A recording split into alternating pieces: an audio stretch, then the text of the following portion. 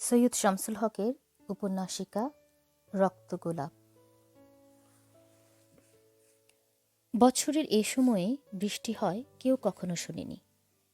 এ হচ্ছে এমন একটা সময় যখন আকাশটা প্রজাপতির পাখার মতো ফিনফিন করতে থাকে রোদ্দুরে নীল রঙে, যখন উত্তর থেকে নতুন প্রেমের মতো গা শিরশির করা মিষ্টি বাতাস বয় কি বয় না তা বোঝাও যায় না, যখন লোকেরা খুব স্ফূর্তির মেজাজে থাকে আর বলাবলি করে সংসারে বেঁচে থাকাটা মন্দ কিছু নয়, আর ছেলেমেয়েরা কাচের জিনিসপত্র ভাঙলেও যখন মায়েরা কিছু বলে না, যখন হাট বসতে থাকে বিকেলের অনেক আগে থেকে আর ভাঙতে ভাঙতে অনেক রাত্রির হয়ে যায়।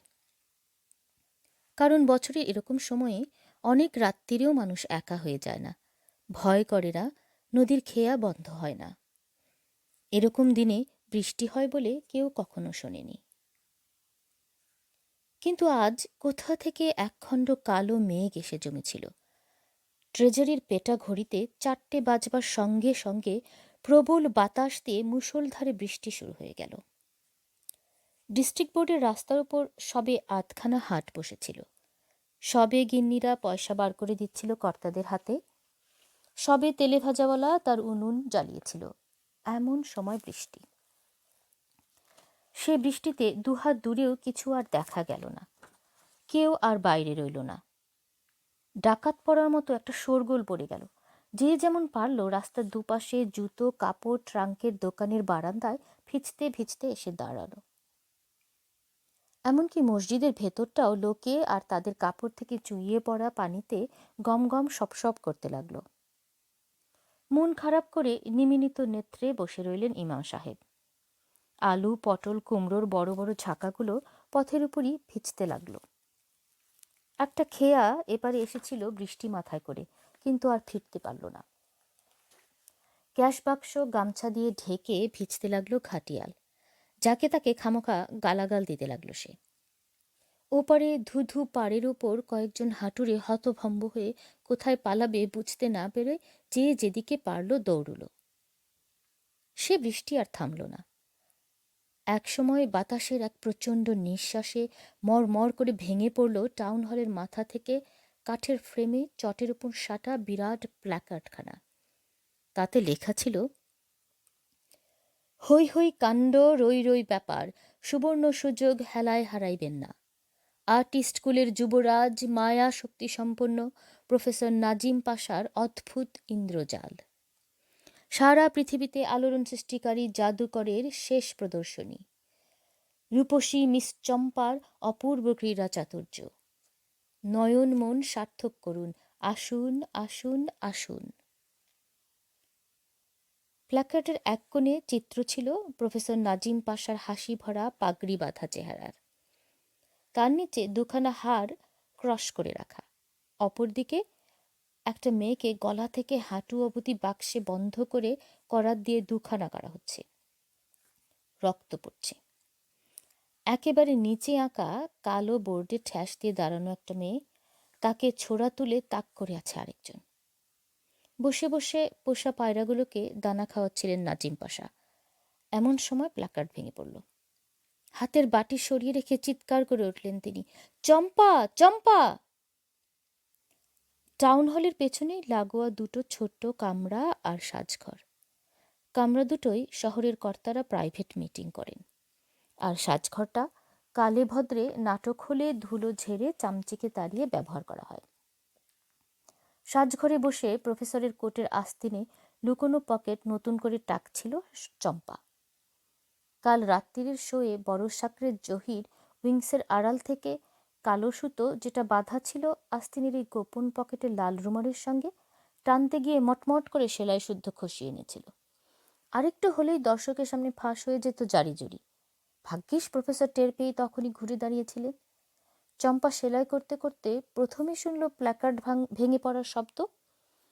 পরক্ষণেই প্রফেসরের ডাক, চম্পা চম্পা! নিঃশব্দে এই ঘরে এসে চম্পা দেখল প্রফেসর নাজিম পাশা দুহাতে মুখ ঢেকে কাঁদছেন, কিন্তু বাতাসের বৃষ্টির শব্দ ছাড়া আর কিছু শোনা যাচ্ছে না। পায়রাগুলো তার পায়ের কাছে ঘুরছে। চম্পা অবাক হলো না, একটু বিরক্ত হলো। বাবা যখন কাঁদেন কোনো শব্দ করেন না, মনে মনে ভাবল সে। কেবল গোলগাল মোটা শরীরটা একটু একটু কাঁপতে থাকে আর লাল হয়ে ওঠে চোখ, যেমন এখন কাঁপছে।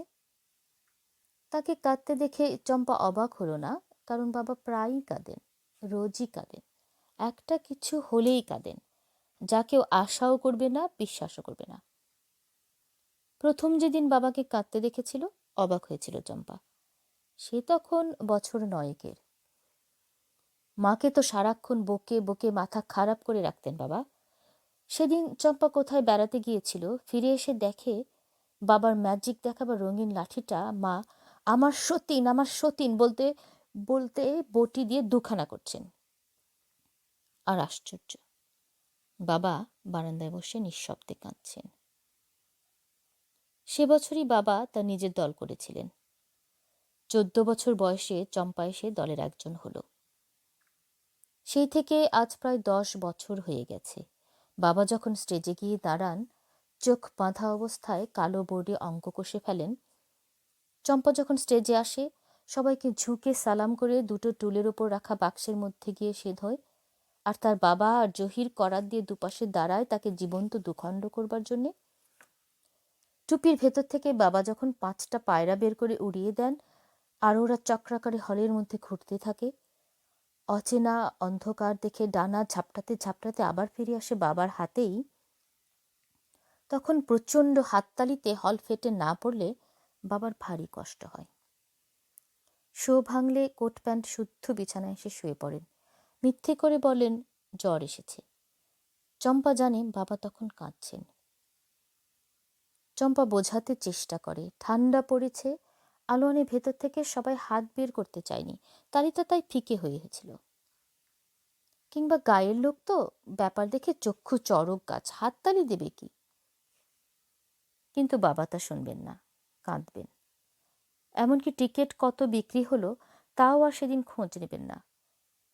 সেদিন জহির আর সামাদ ক্যাশ বাক্স থেকে কম করে হলেও 2খানা 10 টাকার নোট সরাবে। চম্পায় নিয়ে হইচই করতে পারে না। বাবা শুনলে তাদের কিছু তো বলবেনই না, আবার 2 হাতে মুখ ঢেকে নিঃশব্দে নতুন করে কাঁদতে বসবেন। একবার কি হলো, জহির তাক করে ছোড়া ছুটতে জানে, লক্ষ্য ফসকায় না এক চুল। বাবা বললেন, তাহলে একটা বোর্ডে কাউকে দাঁড় করিয়ে জহির তার দিকে তাক করে ছোড়া ছুড়বে। ছোড়াগুলো চারপাশে চোখ মুখ গা ঘেঁষে বোর্ডে গিয়ে বিঁধবে। কিন্তু মুশকিল হলো, জহিরের ছোড়ার সামনে দলের কেউ বোর্ডে দাঁড়াতে সাহস পেল না। ব্যান্ড পার্টির 4 জন, যারা শহরে বাজনা বাজিয়ে হ্যান্ডবিল বিলি করে, আবার শোর সময় টিকিট বিক্রি করে এসে ম্যাজিকের সঙ্গে বাজনা বাজায়, তাদের 4টে চমৎকার নাম দিয়েছিল চম্পা: খাড়া নাক, বোঁচা নাক, পটকা আর চাল কুমড়ো। ছোড়ার কথা শুনে খাড়া নাক চাকরি ছেড়ে দেবার হুমকি দেখালো। বোঁচা নাক ক্রমাগত ডানে বাঁয়ে মাথা নাড়ল, পটকা হাউমাউ করে কেঁদে ফেলল, আর চাল কুমড়ো গড়াতে গড়াতে গুম হয়ে বাইরে গিয়ে দাঁড়ালো। তখন একটা বুদ্ধি করলেন বাবা। খড় মাটি দিয়ে সুন্দর একটা কার্তিক বানিয়ে আনলেন কুমুরদের দোকান থেকে নগদ 15 টাকা দিয়ে। সেটাকে বোর্ডে দাঁড় করিয়ে জহিরের হাতে 30টা ছোড়া দিয়ে রিহার্সেল নেওয়া হলো। দেখা গেল চমৎকার তাক, একটাও মূর্তির গায়ে লাগেনি, একেবারে গা ঘেঁষে বোর্ডে বিঁধেছে। মূর্তিটা যখন সরিয়ে আনা হলো, মনে হলো ছোড়া গেথে গেথে কে যেন বোর্ডে আস্ত একটা মানুষের ড্রয়িং করে রেখেছে। এমনকি মূর্তির 2 পায়ের মাঝখানে আধা ইঞ্চি ফাঁক, তার মধ্যে 3টে ছোড়া বাট পর্যন্ত গাঁথা। রিহার্সেল চলল কয়েকদিন। বায়না ছিল সান্তাহারে রেলওয়ে ইনস্টিটিউটে। সেখানে স্টেজে নামানো হলো মূর্তিটাকে। জহির তাক করে চমৎকার ছুড়ে গেল একের পর এক 30টা ছোড়া। কিন্তু কেউ তালি দিল না, উল্লাসে চিৎকার করে উঠল না। বরং শোনা গেল লোকজন পটপট চেয়ারের হাতল ভাঙছে আর বলছে, মাটির মূর্তি দিয়ে ছোড়ার বাহাদুরি দেখানো হচ্ছে। হতো জ্যান্ত মানুষ, বুঝতাম কেমন ম্যাজিশিয়ান। ধুত্তর, বাজে বাজে। সে রাতে আর খেলা জমল না। সবাই হইচই করে বেরিয়ে গেল। টিকিটের দাম ফেরতের জন্য মহা হট্টগোল বাঁধালো। ওদিকে রেলের লোক এসে 19খানা চেয়ারের হাতল বাবদ 150 টাকা ক্ষতিপূরণ দাবি করে বসল। বাবা সাজঘরে ট্রাঙ্কের উপর বসে কাঁদতে লাগলেন। এক কোণে অন্ধকারে। পরদিন চম্পা এসে দাঁড়ালো বোর্ডের সামনে। মিস চম্পা, প্রাচ্যের সেরা রূপসী, যার অঙ্গুলি হেলনে আকাশের বিদ্যুৎ স্তম্ভিত হয়। পরনে গলা থেকে পা পর্যন্ত সিল্কের আঁটো পোশাক, কোমর, নিতম্ব আর হাঁটুর প্রতিটি ভাঁজে যেন দাঁত কামড়ে বসেছে কাপড়। উপরে লাল সিল্কের উপর তেমনই আঁটো-সাঁটো খাটো কর্তা, চক্রাকারে কাপড় সেলাই করে দুটো বুক চাঁদের মতো স্পষ্ট করে তোলা হয়েছে। মাথার চুল সাবান ঘষে ফোলানো, পায়ে নীল সুলকের জুতো। বাজনা বাজলো, চম্পা এসে দাঁড়িয়েছে, জহির ছোড়া তুলে তাক করল। বিদ্যুৎ নেচে উঠল চম্পার চোখে এক পলকের জন্যে। জহিরকে কিন্তু সে কথা ভাববার সময় নেই। তুম চোখ না নাবিয়েও চম্পা বুঝতে পারল একটা ছোড়া এসে ঠিক তার গালের পাশে কাঁথল। একটা নিঃশ্বাস পড়ল চম্পার। সারা হল এত নিস্তব্ধ যে সেটাই তার নিজের কানে শোনালো ঝড়ের মতো। তুম তুম তুম, আর নিঃশ্বাস পড়ল না। 27, 28, 29, 30। সারা হল ফেটে পড়ল উল্লসিত হাততালিতে। বোর্ড থেকে সরে এসে 3 বার মাথা ঝুঁকিয়ে সালাম করল চম্পা। জহির তার কোমর জড়িয়ে ধরে মাথা নুয়ে আবার লম্বা এক সালাম করল। আবার হাততালি। আর কিছু শোনা যাচ্ছে না। তখন চম্পার মনে হলো জহির ফিসফিস করে বলছে, মন বলছিল তোকে জখম করে দেই চম্পা। তার ভেতরটা থরথর করে কেঁপে উঠল। কিছু বলতে পারল না সে। জহির বলল, কিরে ভয় পেলি নাকি? ঠাট্টা করছিলাম। কিন্তু চম্পার এত করাও শুধু শুধু। বাবার কাঁদতে হলে কারণ লাগে না। এক এক সময় তার মনে হয় বাবার মতো শিশু দ্বিতীয়টি আর নেই। আবার এক সময় মনে হয় ওই কান্না তার সমস্ত দুর্ভাগ্যের প্রতীক। মনে হয় দল থেকে পালিয়ে যাই। ওপরের গ্যালারিতে বৌঝিয়েরা বাচ্চা কাচ্চা নিয়ে এসে বসে ঘোমটা তুলে এ ওর হাত ধরে মাথা কাত করে তন্ময় হয়ে দেখে। কোলের ছেলেটা কাঁদলে তার মুখে মাই তুলে দিতে দেখে। একের পর এক তাস উড়ে যাচ্ছে হাত থেকে। কঙ্কাল নাচতে নাচতে এসে জড়িয়ে ধরছে চম্পাকে। চুমু খেতে চাইছে, আবার ভ্রুকুটি করতেই দূরে সরে যাচ্ছে। চম্পা ভাবে, সেও যদি এরকম ম্যাজিক দেখতে পারত বিরাট বিস্ময় নিয়ে। কোলে থাকতো খোকা, পাশে বসে ননদ কাঁধ জড়িয়ে ধরত ভয়ে। ছোড়ার সেই প্রথম শোয়ের পর থেকে আজ বছর 2 হবে, চম্পা একটু বিরক্তই হয় বাবাকে কাঁদতে দেখলে। এ এক অদ্ভুত কান্না। এক ফোঁটা পানি পড়ে না, একটু শব্দ হয় না। কাল রাত্রিরেও। কাল জহিরের দোষে আস্তিনের লুকোনো পকেট ছিঁড়ে গিয়ে খেলা প্রায় ফাঁস হয়ে যাবার জোগাড়। জোর সামলে নিলেন বাবা, কিন্তু শেষে কিচ্ছু বললেন না জহিরকে। খেতে বসে ঠিক ওই রকম শব্দহীন কান্না। বাবা যেন ভয় করেন জহির চলে গেলে দল ভেঙে যাবে। তার বাবা মায়া শক্তিসম্পন্ন প্রফেসর নাজিম পাশা। বৃষ্টিটা একটুও কমেনি, বরং বুঝি আরো জোর হয়েছে। প্রফেসর 2 হাতে মুখ ঢেকে বসে আছেন। জানালা দিয়ে বৃষ্টির ছাঁট এসে শিশিরের মতো সাজ হয়ে পড়েছে তার 2 হাতের পিঠে। চম্পার পায়ের শব্দে পায়রাগুলো হঠাৎ চঞ্চল হয়ে উঠল। চম্পা একটু বিরক্ত নিয়েই ডাকলো, কি বাবা? প্রফেসর চোখ তুলে তাকালেন। হাত আস্তে আস্তে নেমে এলো তার কোলের উপর। দেখলেন সন্ধ্যের শোয়ের জন্য চম্পা মুখের রং মেখে একেবারে তৈরি, বাকি কেবল ড্রেস করে নেওয়া।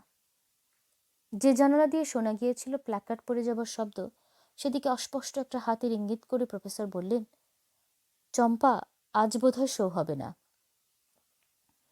তার কথায় সাই দিয়েই যেন করকর করে দীর্ঘ একটা বিদ্যুৎ ডেকে উঠল দূরে, দূর থেকে নিকটে। এত বৃষ্টিতে কে আসবে? দেখল বাবার চোখ লাল টকটকে হয়ে গেছে শব্দহীন কান্নায়। হঠাৎ কেমন মায়া হলো চম্পার। বলল, তুমি কি জানো বৃষ্টি যেতে কতক্ষণ? তাছাড়া আজ এদের হাট, মফস্বল থেকে অনেকে আমাদের দেখবে বলে এসেছে। যত রাতই হোক আসবে। আসবে? চম্পা সেদিকে কান্না দিয়ে বলল, বরং শো 1 ঘন্টা পিছিয়ে দাও। আর তুমি এক্ষুনি গিয়ে স্টেজ গুছিয়ে ফেলো, ড্রেস করে নাও, সময় কই? তার কথায় যেন কাজ হলো। উঠে দাঁড়ালেন প্রফেসর। পকেট থেকে রুমাল বের করে ফ্যাচ করলেন একবার। চম্পা বলল, তোমার কোটের আস্তিন হয়ে গেছে। ভালো। তারপর চোরের মতো তাকিয়ে হঠাৎ শুধলেন, প্ল্যাকার্ডটা পড়ে গেল শুনেছিস? হ্যাঁ। আর কিছু না বলে তখন সাজঘরের দিকে চলে গেলেন প্রফেসর। চম্পা দাঁড়িয়ে রইল সেখানে। এতক্ষণে তার চোখে পড়ল পাশের দরজাটা খোলা। ও ঘরে চৌকির উপর পড়ে পড়ে ঘুমোচ্ছে জহির। ঘুমোচ্ছে না, চোখ পিটপিট করে দেখছে চম্পাকে, আর তার পায়ের আঙ্গুল মটকাচ্ছে সামাদ। প্রফেসর চলে যেতেই তড়াক করে উঠে বসল জহির। বলল, চম্পা শোনো। কি? এদিকে। চম্পা এলে জহির হাসল। বিরক্ত হয়ে চম্পা শুধল, কি বলবে? যা বৃষ্টি, সব ভেসে যাবে নাকি? যাক, একটু চা হয় না চম্পা? বানিয়ে নাও গে, আমি জানি না। খপ করে হাতটা ধরে ফেলল জহির। তার কি ইশারা ছিল সামাদ কেটে পড়েছে। চম্পা, তোকে পায়রা বানিয়ে রাখতে পারি, থাকবি? হাত ছাড়িয়ে নিয়ে চম্পা বলল, কোথায়? আমার আসতে নেই। বানাও দেখি কেমন ওস্তাদ। চম্পার কণ্ঠে বিদ্রুপ ঝরে পড়ে। কিন্তু জহির সেটা বুঝতে পারে না। সে মনে করে চম্পার মনটাও আজ বৃষ্টিতে হু হু করছে তার মতো। তাহলে চোখ বন্ধ কর, করল চম্পা। সে জানে এরকম একটা সুযোগ হয় না। ঠোঁট তাই হাসিতে মাখা মাখা হয়ে ওঠে। জহির বলে, হাসছিস যে? এমনি। জহির চোখ বুজে দাঁড়িয়ে থাকা চম্পার রূপ নিরীক্ষ করে কিছুক্ষণ। মাথার মধ্যে বিদ্যুৎ লাফিয়ে ওঠে তার। সারা শরীরের মধ্যে শুধু ওই হাসি হাসি ঠোঁট ছাড়া আর কিছুই চোখে পড়ে না। প্রায় চিৎকার করে ওঠে সে। মুখটা নাবিয়ে এনেছিল। চম্পা তার নিচের ঠোঁটে আচমকা দাঁত বসিয়ে দিয়েছে। রক্ত পড়ছে। আর একটা চর। খিলখিল করে হেসে উঠল চম্পা। পায়রা? ইস, ওস্তাদ কত! আয়না এনে দেবো, কেমন গাধার মতো দেখাচ্ছে। স্টেজে নামবার জন্য মুখে রং মেখেছিল চম্পা। তার খানিকটা লেগেছে জহিরের চিবুকে। তাই দেখে চম্পা লুটিয়ে পড়ল হাসিতে। হাসতে হাসতেই দৌড়ে পালিয়ে গেল সাজঘরের দিকে। কিন্তু বৃষ্টি কমবার কোনো লক্ষণই নেই। আস্তে আস্তে সূর্য অস্ত চলে গেলেন। তখন আকাশের দিকে তাকিয়ে আরো ভয় করতে লাগলো সবার। মনে হলো সমস্ত পৃথিবীকে কোন এক অশরীরী শক্তি দু হাতে সংকুচিত করে শ্বাসরোধ করতে চাইছে। বিদ্যুতের মধ্য দিয়ে তার দম্ভ, বৃষ্টিতে তার সংহারের সংকল্প, হঠাৎ নেমে আসা শীতের মধ্যে তার জয়ের উল্লাস লেখা। হ্যাজাক দুটো ধরালো সামাদ। একটা সে রাখলো স্টেজের উপর, আরেকটা সাজঘর আর পাশের ঘরের মাঝখানে টুলের উপরে, যেখানে বসে প্রফেসর একটু আগেই কাঁদছিলেন। হ্যাজাকের ফিনফিনে আলো থেকে ভ্রমরের মতো একটানা একটা গুঞ্জন সারা টাউন হলের ভেতর ঘুরতে লাগলো। প্রফেসর ড্রেস করে খামাখা পায়চারি করছেন খালি স্টেজে। চম্পা ড্রেস করেনি, সে একটা টুলের উপর বসে অস্বচ্ছ চোখে বাবাকে দেখছে। আর জহির আয়নার সামনে দাঁড়িয়ে ঠোঁটের নিচে চম্পার দাঁতের দাগ পড়ছে একমনে। ছোট সাগরেদ সামাদ কি করবে বুঝতে না পেরে উবু হয়ে বসে সিগারেট খাচ্ছে আড়ালে। তার কোনো কথা নেই, সে হোক আর না হোক, চম্পা জহিরকেই বিয়ে করুক আর হাতিকেই করুক, মাসকাবারে তার ৮০ টাকা পেলেই হলো। এমন সময় ভিজতে ভিজতে ব্যান্ড পার্টির ৪ মূর্তি ভূতের মতো এসে হাজির। খাড়া নাক, বোচা নাক, পটকা আর চাল কুমড়ো। তারা এসে মহা গম্ভীর হয়ে রইল, কাউকে কিছু বলল না। পটকা বারান্দার এক কোণে বাতাস বাঁচিয়ে আগুন করলো খানিকটা। খাড়া নাক বসে বসে তার ড্রাম দুটো সেঁকতে লাগলো সেই আগুনে। বৃষ্টির পানিতে একেবারে মিয়ে গেছে গোলটা। কিন্তু পরনের কাপড় ভিজে একসা, সেদিকে চোখ নেই।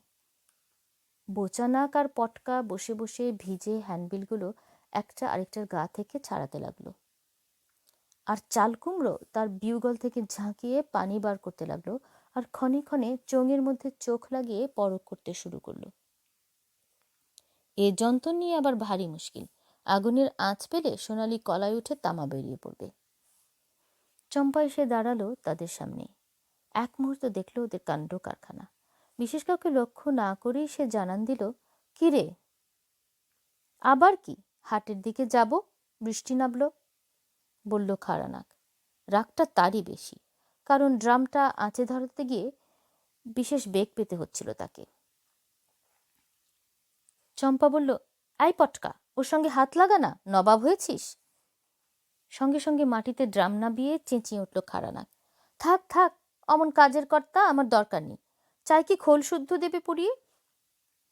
পটকা চম্পার ডাক শুনে চোখ তুলে তাকিয়েছিল। আবার নিবিষ্ট মনে সে ভিজে হ্যান্ডবিল ছাড়াতে লাগলো। হি করে হেসে উঠল চম্পা। একটা টুল টেনে জুত করে বসলো তার উপর। বলল, সবগুলোর মেজাজ একেবারে ছিপ হয়ে আছে। চালকুমড়োর একটু বুদ্ধি কম। সে হা করে ভাবল খানি, পরে জিজ্ঞেস করলো, ছিপ মানে? মানে বলছি, বলে চম্পা একটা সরু ভাঙা ডাল হাতে তুলে নিয়ে এক মাথা ধনুকের মতো টেনে শন করে ছেড়ে দিল। চটাং করে গিয়ে পড়ল চালকুমড়োর পিঠে।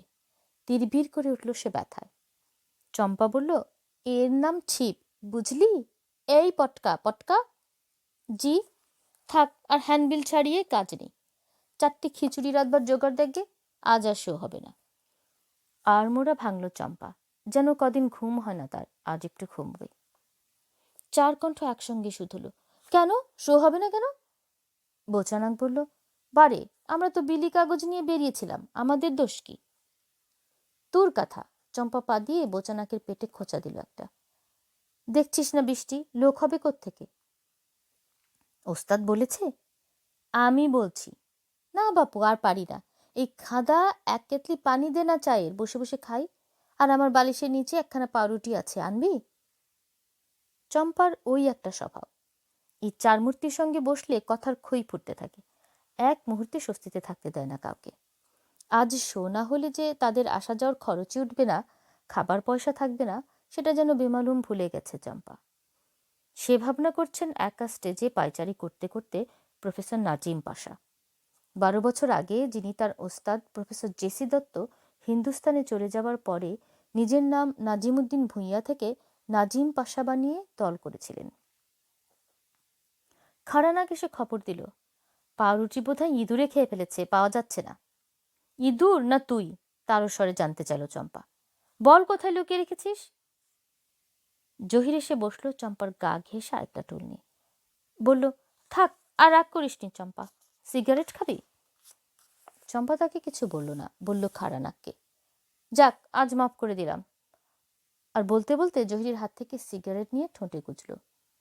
ম্যাচ জ্বালিয়ে ধরল জহির। এক মুখ ধোঁয়া ছেড়ে চম্পা বলল, কি বাজে সিগারেট যে খাও, গন্ধে পেট মোচড়াতে থাকে। আরেকটা টান দিয়ে বলল, ঠান্ডাও নেহাত মন্দ পড়েনি। তার সিগারেটের দুর্নাম শুনে জহির একটু মুখ শুকোলে। রাগ ঝাড়ল পটকার ওপর। মাথায় তার চাটি মেরে বলল, হারামজাদা, চার পানি বসাতে এতক্ষণ? চার মূর্তির মধ্যে পটকাই সবচেয়ে নিরীহ, কিন্তু তার চোখও জ্বলে উঠল জহিরের মার খেয়ে, অথচ মুখে কিছু বলল না। খুঁতখুত করতে করতে চায়ের পানি আগুনে বসালো 2খানা ইট পেতে। ঠিক তখন একসঙ্গে চমকে মুখ ফিরিয়ে সবাই দেখে বারান্দার নিচে তাদের পেছনে একটা মানুষ গাছের মতো দাঁড়িয়ে দাঁড়িয়ে ভিজছে অন্ধকারে, নড়ছে না, শব্দ করছে না। বৃষ্টি আর অন্ধকারে ভালো করে ঠাহরও হচ্ছে না সত্যি সত্যি মানুষ না আর কিছু। কে কে ওখানে? টুল থেকে দাঁড়াতে দাঁড়াতে জিজ্ঞেস করলো জহির। বৃষ্টির এই ঠান্ডার জন্য কিনা কে জানে, তার কণ্ঠ বড় দুর্বল আর ভাঙা শোনালো। বড় বড় চোখ মেলে তাকিয়ে রইল চম্পা। লোকটা তখন আস্তে আস্তে বারান্দায় উঠে দাঁড়ালো।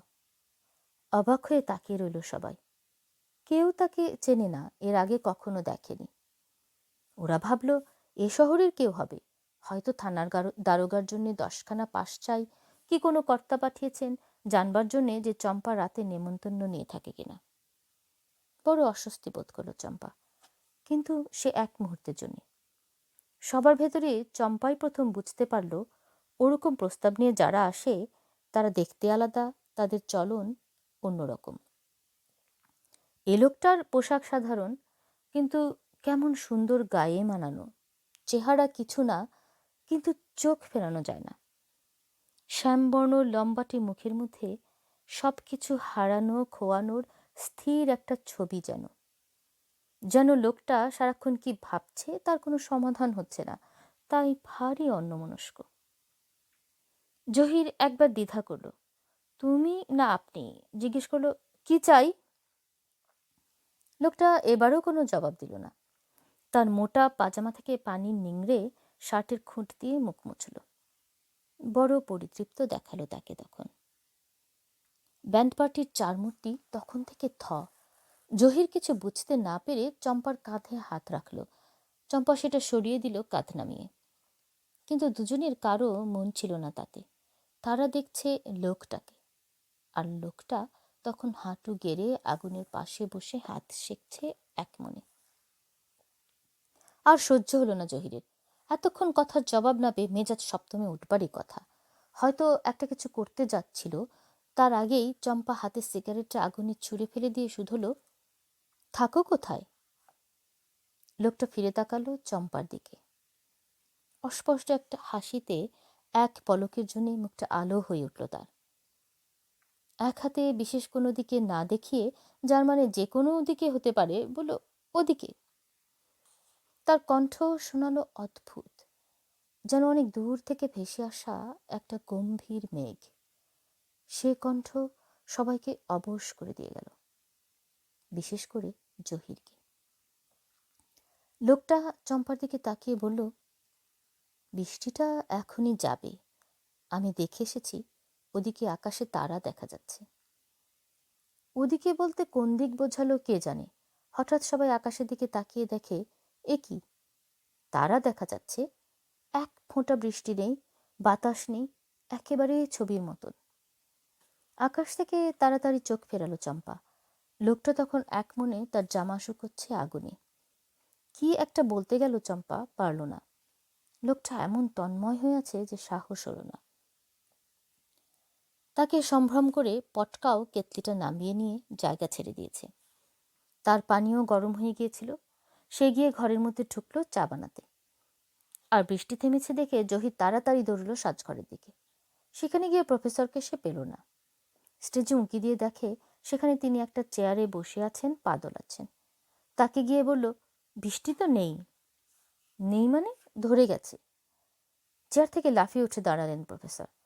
জহিরকে ধমক দিয়ে বললেন, তা হা করে আমার চেহারা দেখছো কি? সামাদ কই? ব্যান্ড পার্টি গেল কোন চুলোয়?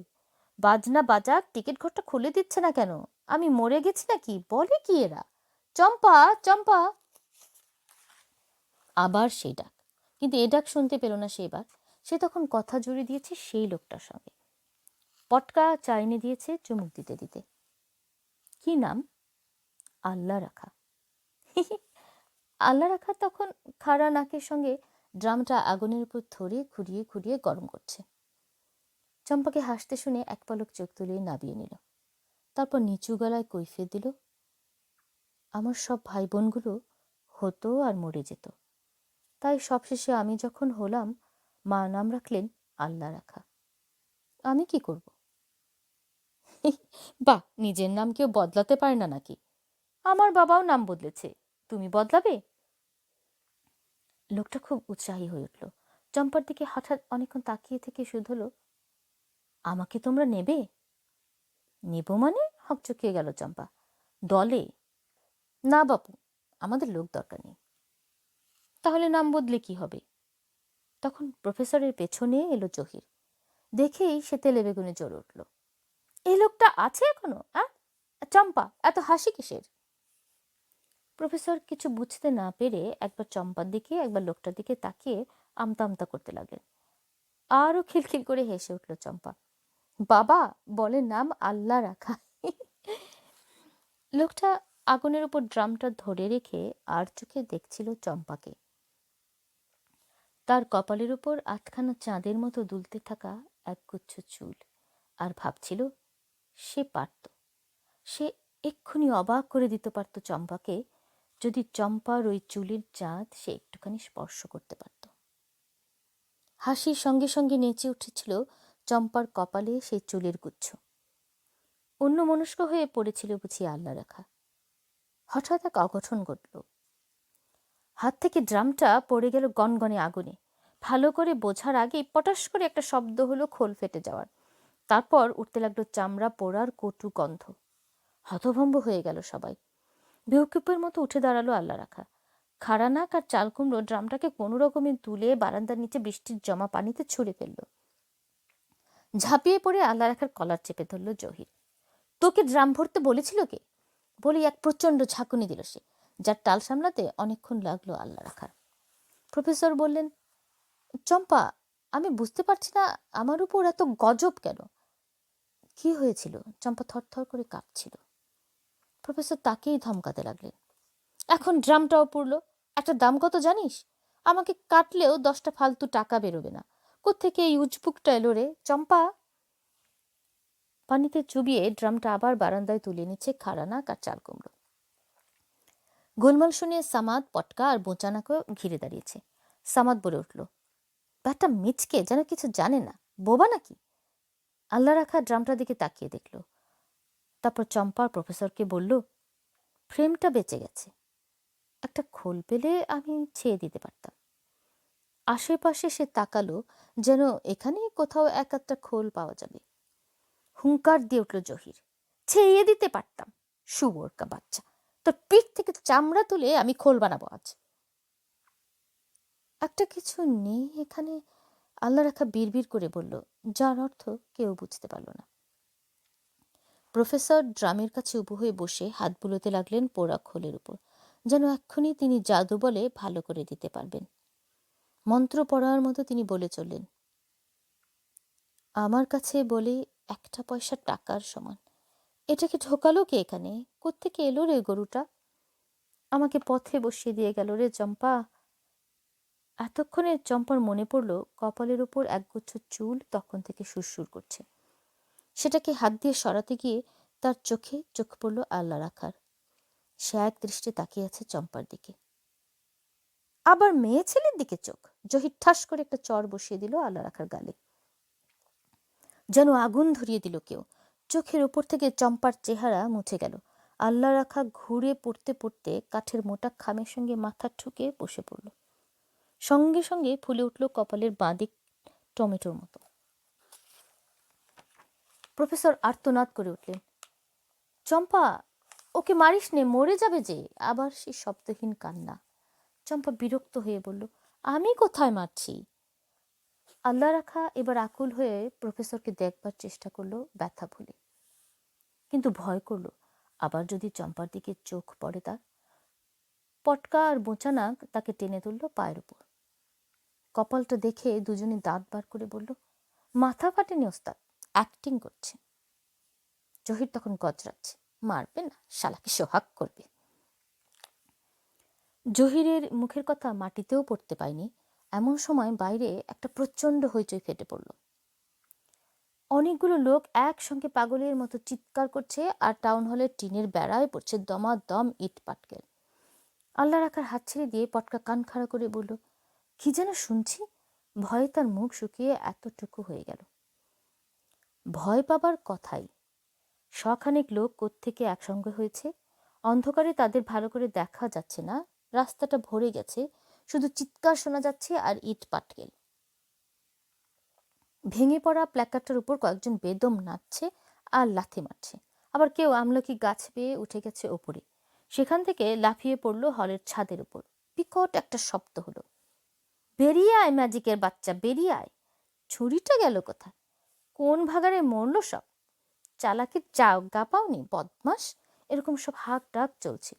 কেউ আবার চিৎকার করে উঠছে, নাজিম পাশা। সঙ্গে সঙ্গে গর্জন করছে সবাই, ধ্বংস হোক। আরেকবার একজন হাঁক দিল, কুড়িগ্রাম। আবার সমবেত চিৎকার, ছাড়তে হবে। কে যেন এরই মধ্যে ফোড়ন কাটলো, জাদু মেরে হাওয়া গেল নাকি বা। অমনি দুপদাপ পড়তে লাগলো ইট। ছাদে যে লোকটা লাফিয়ে পড়েছিল সে উপুর হয়ে কোকিয়ে উঠল, আমি ভাই আমি। একটা ঢিল এসে লেগেছে তার, কিন্তু তার কণ্ঠ কেউ শুনতেই পেল না। জহির উকি মেরে ব্যাপারটা দেখেই ছুট দিল। হাঁপাতে হাঁপাতে প্রফেসরকে গিয়ে খবরে বলল, পাবলিক খেপেছে। হ্যাঁ, পাবলিক খেপেছে কেন? কি জানি। প্রফেসর 30 বছর ধরে ম্যাজিক দেখিয়ে যাচ্ছেন, লোকের নারী নক্ষত্র তার জানা, কিন্তু তিনিও যেন ঘাবড়ে গেলেন আজ। কোনো কারণ খুঁজে পেলেন না তিনি, কেন ওরা খেপতে পারে। কাল রাতে শো তো চমৎকার গেছে, আর আজ শো হলোই বা কোথায় যে ওরা খেপবে। বেকুফের মতো তিনি ফ্যালফ্যাল করে তাকিয়ে রইলেন দলের সবার দিকে। চম্পা বলল, জহির, তুমি একবার যাও না, দেখে এসো কি ব্যাপার। প্রফেসর যেন এই সোজা কথাটাই এতক্ষণ মাথা থেকে বার করতে পারছিলেন না। তিনিও সঙ্গে সঙ্গে বলে উঠলেন, হ্যাঁ চম্পা, ও যাক, দেখে আসুক। দরম করে একটা ইট এসে পায়ের কাছে 10 টুকরো হয়ে ছিটিয়ে পড়ল। ব্যান্ড পার্টির 4 মূর্তি নিমেষে অন্তর্হিত হলো ঘরের মধ্যে। হতভম্বের মতো দাঁড়িয়ে রইলেন প্রফেসর। তারপর চম্পার দিকে চোখ পড়তেই চেঁচিয়ে উঠলেন, চম্পা, শিগগির ঘরে যা, খেলতে। পর মুহূর্তেই ফাঁকা হয়ে গেল বারান্দা। একা আল্লাহ রাখা দাঁড়িয়ে রইল অন্ধকারে। কেউ তাকে লক্ষ্যও করল না। বাইরে যে এত বড় একটা গোলমাল চলছে তার যেন কোনো প্রতিক্রিয়াই নেই আল্লাহ রাখার মুখে। সে নিঃশব্দে তার ডান হাতের আঙুলগুলো চোখের সামনে আস্তে আস্তে ঘুরিয়ে ফিরিয়ে দেখতে লাগলো। বাইরে একজন হঠাৎ হৈ হৈ করে উঠল, ওই যে, ওই বেরিয়েছে। সবাই তখন চোখ তুলে দেখে দোতলার বারান্দায় এক মূর্তি। জহির এসে দাঁড়িয়েছে ওপরতলায় মেয়েদের গ্যালারির পাশে ছোট্ট ঝোলানো বারান্দায়। ক্ষীণ কণ্ঠে সে দুহাত তুলে বলল, শান্ত হন ভাই সব, ভাই সব, আপনারা শান্ত হন। সবাই একটু চুপ করল এক মুহূর্তের জন্যে। কে একজন বলল, আরে এটা তো সাকরেতটা। সঙ্গে সঙ্গে আবার গোলমাল শুরু হয়ে গেল। সাহস থাকে তোর ওস্তাদকে বেরিয়ে আসতে বল, মার মার শালাকে। আবার উঠতে লাগলো থান ইট। জহির কোনো রকমে দৌড়ে পালাতে গিয়ে অন্ধকারে হুমড়ি খেয়ে পড়ল। নষ্ট করবার মতো সময় নেই। তক্ষুনি তড়াক করে লাফিয়ে উঠে গ্যালারির দরজাটা বন্ধ করে হাঁপাতে লাগলো সে। সাজঘরে প্রফেসর চম্পাকে জড়িয়ে ধরে ঠকঠক করে কাঁপছিলেন। এ শহরে কি পুলিশ নেই, আইন নেই? তার মনে হচ্ছিল যেন এ যাত্রা বাঁচলেও বিশ্বাস হবে না বেঁচেছেন। চম্পাকে ডাকাতি করে নিয়ে যাবে নাকি? ভরসা কি? জোয়ান মেয়ে ছেলে, তার উপর শোয়ের মেয়ে। কোনো কর্তার চোখ পড়েছে আল্লাহই জানে। প্রফেসর বিড়বিড় করে চম্পাকে বললেন, ভয় করিস না চম্পা, ভয় করিস না, দরজা বন্ধ আছে।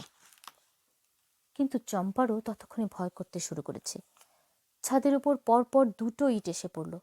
সঙ্গে সঙ্গে ট্রাঙ্কের উপর বসে পড়ল বাপ মেয়ে।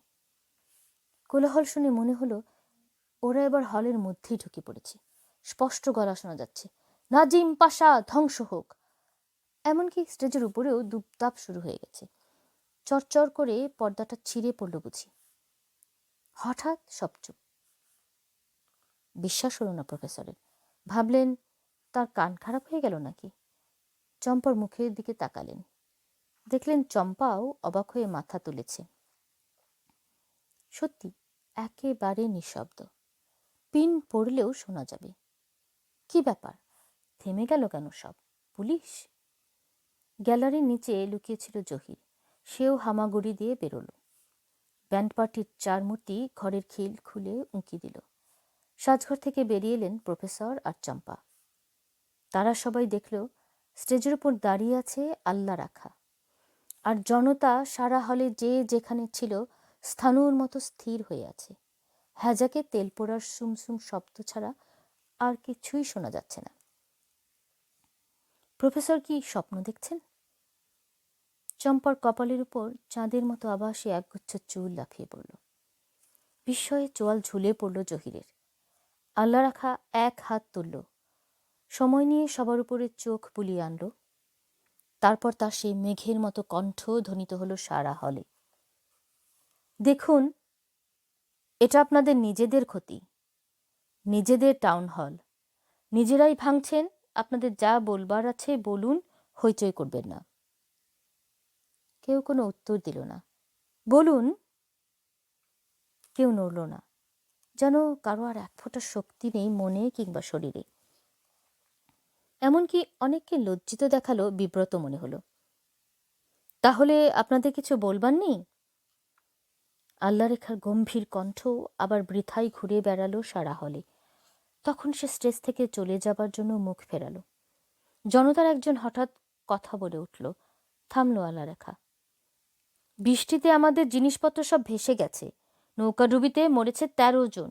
মসজিদের ছাদ ভেঙে পড়েছে। তখন আরেকজন যোগ দিল, শুনছি রেল লাইন ডুবে গেছে, আজ আর ট্রেন আসবে না। হাটে যারা দোকান দিয়েছিল সব ভেসে গেছে। রাস্তার ফকির হয়ে গেছে বড় বড় ব্যাপারীরা।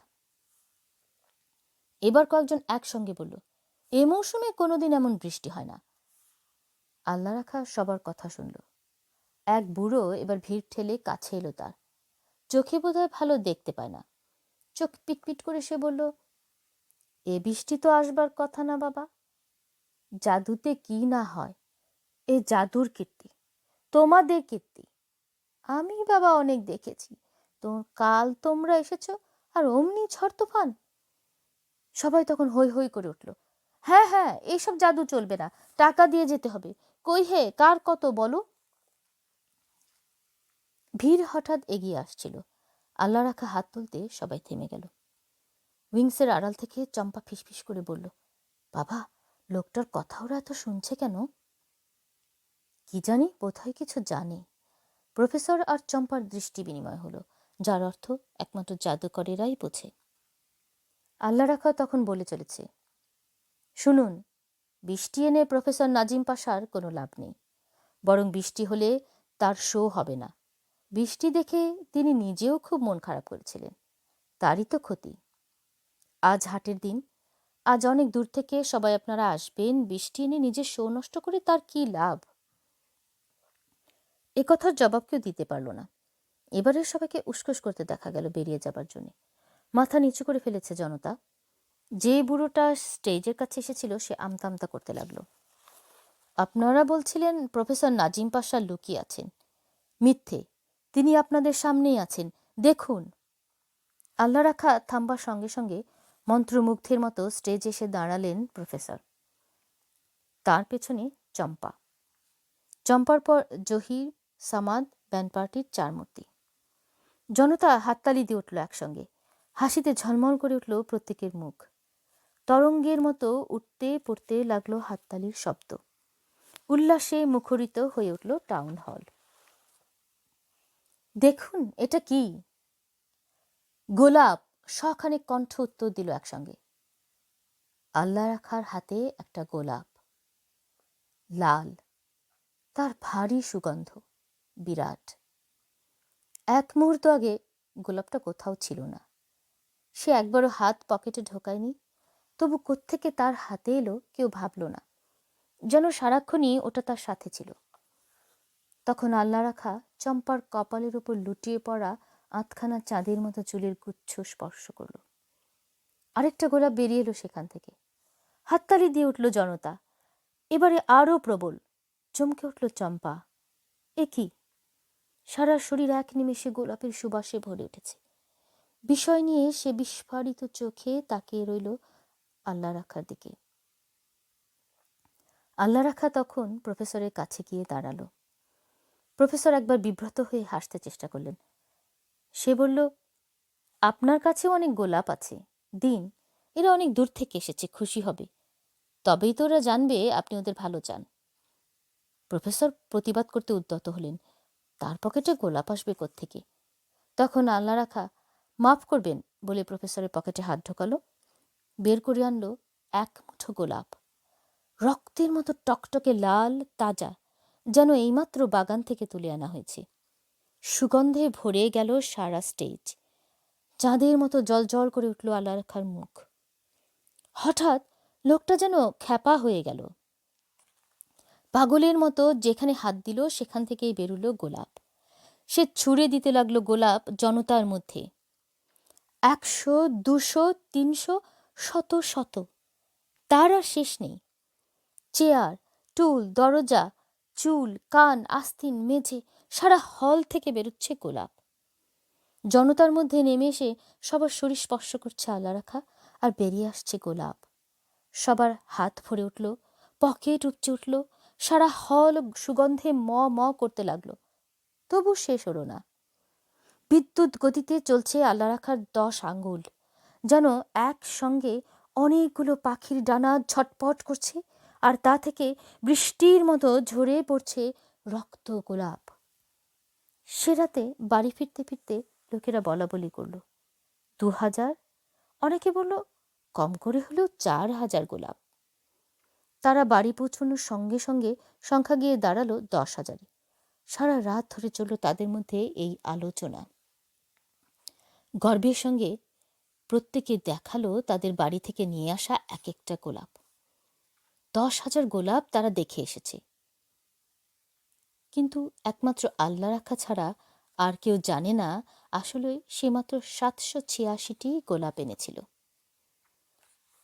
লোকেরা কেউ একটা দুটো পাঁচটা যে যেমন পেরেছে গোলাপ নিয়ে এসেছে বাড়িতে, তাদের বউকে ছেলে মেয়েকে পড়শিকে দেখাবে বলে। কিন্তু সবাই ভাগ্যবান নয়, সবাই আনতে পারেনি। কেবল যারা প্রথম এসেছিল তারাই পেয়েছে।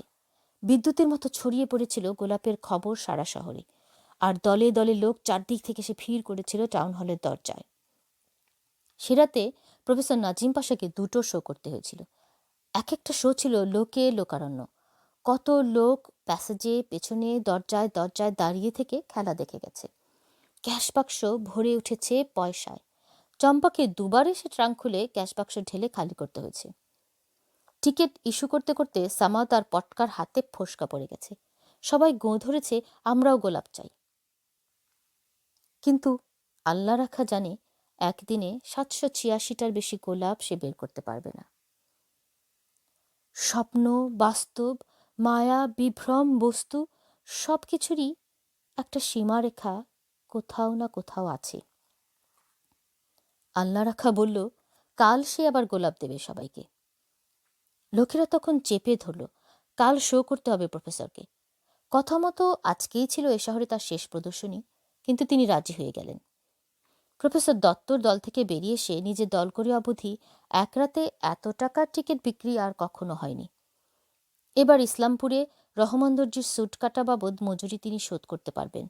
জিনিসপত্র বানিয়ে আরও কয়েকটা নতুন আইটেম ঢোকাতে পারবেন শোয়ে। চম্পাকে আসল সোনার গয়না বানিয়ে দিতে পারবেন। আজকাল সিনেমার পাল্লায় পড়ে ম্যাজিকের মজা কমে গেছে লোকের কাছে, কিন্তু আজকের কাণ্ড দেখলে কে বলবে সে কথা? জনতাই দাবি করছে অতিরিক্ত শোয়ের। হলে লোকের কুলান হচ্ছে না। দূর দূর গাঁ থেকে মানুষ পিঁপড়ের মতো আসতে শুরু করেছে। আল্লাহ রাখা স্টেজে দাঁড়িয়ে বলল, কাল আবার সবাইকে গোলাপ দেবে সে। লোকেরা শুনে খুশি হয়ে বাড়ি ফিরে গেল। জহির নাক কুচকে বলল, মেসমেরিজম, সব মেসমেরিজম। আর আবার কেরামতি কি? চম্পা পাল্টা আক্রমণ করল, তো হয়েছে কি? হলোই বা মেসমেরিজম? জহির তার ঠোঁটে কামড়ের জ্বালাটা ভুলতে পারেনি তখনও। তার উপরে চম্পার আল্লাহ রেখার দিকে টেনে কথা বলা। থুক করে সে থুতু ফেলে বলল, তুই তো বলবি তোর বাপেরটাকে পয়সা উঠছে কিনা? বাপের ব্যাটা হয় হাতের গুণে 6কে 9 করুক, বুঝি তাহলে মেসমেরিজম করে কাটদানি? ও করলে আমিও এক্ষুনি ধানের খেতে জাহাজ চালাতে পারি। চালাও না দেখি, চম্পা বিদ্রুপ করে বলল। তোর কথায় আর কি, ওস্তাদের নিষেধ আছে।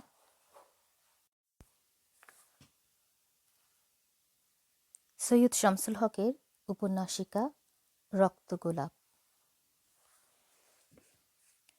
বছরের এ সময়ে বৃষ্টি হয় কেউ কখনো শোনেনি। এ হচ্ছে এমন একটা সময় যখন আকাশটা প্রজাপতির পাখার মতো ফিনফিন করতে থাকে রোদ্দুরে নীল রঙে, যখন উত্তর থেকে নতুন প্রেমের মতো গা শিরশির করা মিষ্টি বাতাস বয় কি বয় না তা বোঝাও যায় না, যখন লোকেরা খুব স্ফূর্তির মেজাজে থাকে আর বলাবলি করে সংসারে বেঁচে থাকাটা মন্দ কিছু নয়, আর ছেলেমেয়েরা কাচের জিনিসপত্র ভাঙলেও যখন মায়েরা কিছু বলে না, যখন হাট বসতে থাকে বিকেলের অনেক আগে থেকে আর ভাঙতে ভাঙতে অনেক রাত্রির হয়ে যায়। কারণ বছরের এরকম সময়ে অনেক রাত্রিরেও মানুষ একা হয়ে যায় না, ভয় করে না, নদীর খেয়া বন্ধ হয় না।